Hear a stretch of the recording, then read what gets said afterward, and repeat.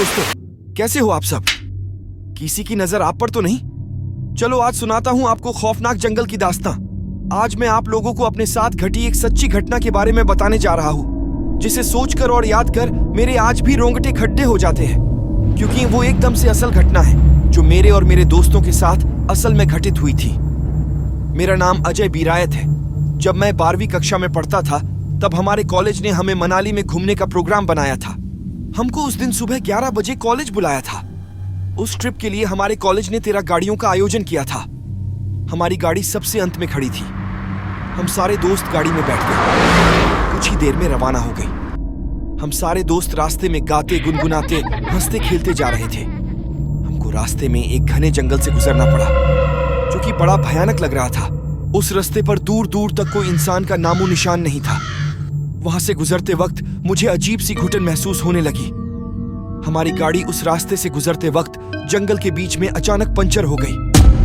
बस अब यही पे इसको पंक्चर होना था, मैंने मन ही मन बोला।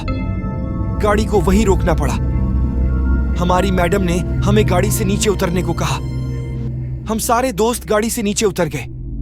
हमारी मैडम ने दूसरी गाड़ियों में बैठी मैडमों को गाड़ी पंचर का बताया और उनको रुकने से मना किया और कहा कि पंचर निकालने में थोड़ा समय लग सकता है।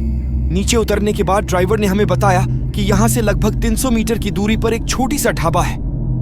आप सभी लोग वहां जाकर चाय नाश्ता कर लीजिए और मैं गाड़ी का टायर बदल कर आता हूँ। हमारी मैडम बस के पास खड़ी रही और हम लगभग 30-40 लड़के पैदल चल पड़े। वो जंगल इतना घना था कि केवल जंगली जानवरों की आवाजें सुनाई दे रही थी। बहुत ही भयानक लग रहा है भाई, ये रास्ता, मैंने एक दोस्त से कहा। कुछ देर बाद हम सब उस ढाबे पर पहुंचे। वहां पर एक बूढ़ा सा आदमी चाय बना रहा था। उसे देखकर मुझे एकदम से चक्कर जैसा महसूस हुआ और मैंने उससे नजरें हटा ली। हम सभी लड़कों ने वहां पर चाय पी। तभी थोड़ी देर में वहां जोर से किसी औरत के चीखने की आवाज सुनाई दी। ऐसी आवाज सुनकर मैं और मेरा दोस्त बुरी तरह से डर गया। तभी वो बूढ़ा आदमी लंगड़ाता हुआ जोर से जंगल की ओर भागा। तभी मेरे एक दोस्त को उल्टियां होने लगी। हमने तुरंत मैडम को फोन लगाया, पर फोन नेटवर्क के बाहर बता रहा था। हम सभी दोस्त उस जगह पहुंचे जहां बस खड़ी थी।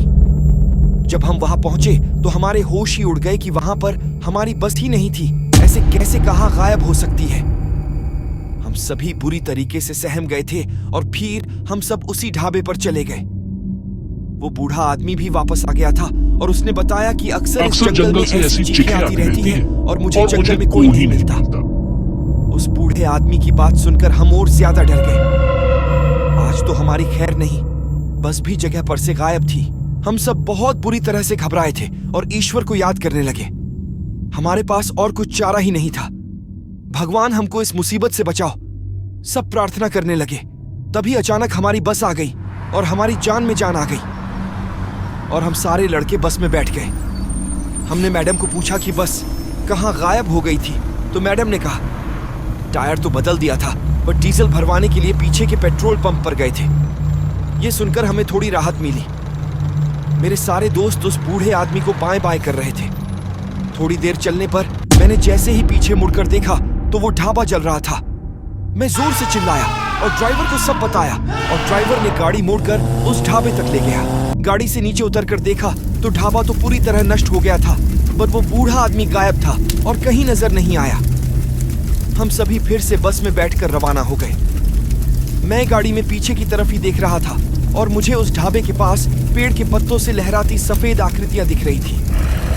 तभी ड्राइवर ने बताया कि इस जंगल में हमेशा कुछ अजीब घटनाएं होती रहती है, जिसकी असलियत कोई नहीं जान पाया। शुक्र मानो भगवान का हम वहां से सुरक्षित निकल आए। मेरी तो जान ही निकल जाने वाली थी और वहां रुकता तो। कुछ समय बाद हम मनाली पहुंच तो गए, मगर वो जंगल वाली बात अभी भी आंखों के सामने से हट नहीं रही थी। हालांकि मुझे इन सब चीजों को पूर्वाभास हुआ था, पर यह पता नहीं था कि यह हकीकत बन जाएगा। आज भी मनाली ट्रिप की घटना को याद करता हूँ तो मैं बहुत सहम जाता हूँ और मेरे मन में यही सवाल घूमते हैं कि उस सुनसान जंगल में वो बूढ़ा आदमी कौन था? क्या वो कोई भूत था और वो कहाँ चला गया? तो दोस्तों, आपको मेरे द्वारा बताई गई ये सच्ची घटना कैसी लगी? हमें जरूर बताएं, बिकॉज़ असल जिंदगी में किसी न किसी के साथ कोई ना कोई घटना होती ही रहती है।